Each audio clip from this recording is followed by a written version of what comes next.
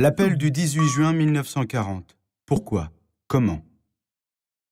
Devenu aujourd'hui le discours fondateur de la résistance, découvrons de plus près cet appel lancé par un homme bien connu, le général Charles de Gaulle. Remontons un peu le temps. Tout commence ici au début de la Seconde Guerre mondiale. Le dictateur Adolf Hitler a imposé le nazisme à l'Allemagne. Ce régime inégalitaire, répressif et antisémite devient une menace pour les pays voisins. Hitler rêve d'une grande Allemagne et veut conquérir l'Europe. Et il le fera, par la violence.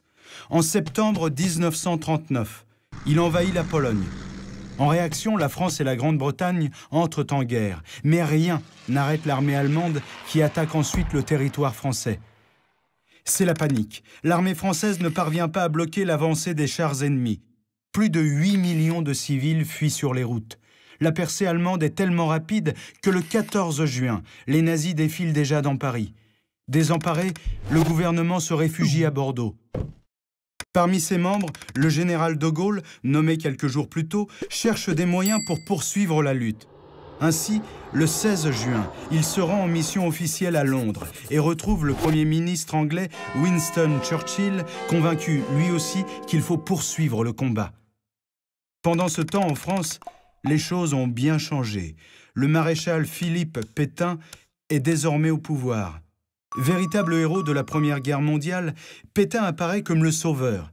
Mais de retour en France, Charles de Gaulle sait que le vieux maréchal ne veut qu'une seule chose, l'armistice, c'est-à-dire suspendre les combats et se soumettre aux exigences des nazis.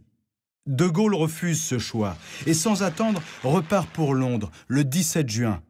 Sur place, Churchill l'accueille et le soutient dans sa lutte. De Gaulle agit dès le lendemain. Logé dans un petit appartement au centre de Londres, il rédige son appel. À 18h30, face au micro de la BBC, le général prononce son discours aujourd'hui célèbre. Quoi qu'il arrive, la flamme de la résistance française ne doit pas s'éteindre et ne s'éteindra pas. Son premier appel à la résistance vient d'être lancé.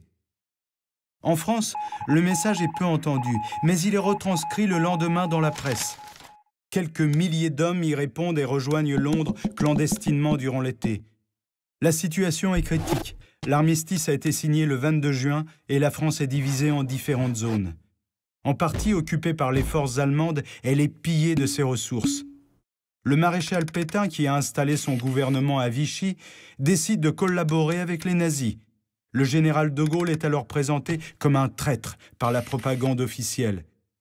Mais quoi qu'il arrive, de Gaulle continue son combat. L'appel du 18 juin est le premier discours d'une longue série dans laquelle il appelle les Français à résister. Au cours de l'été 1940, il devient le chef de la France libre. Et grâce au soutien anglais, une force armée tricolore voit le jour. Il s'appuie sur une partie de l'empire colonial pour continuer à se battre aux côtés des Alliés et lutter contre le nazisme.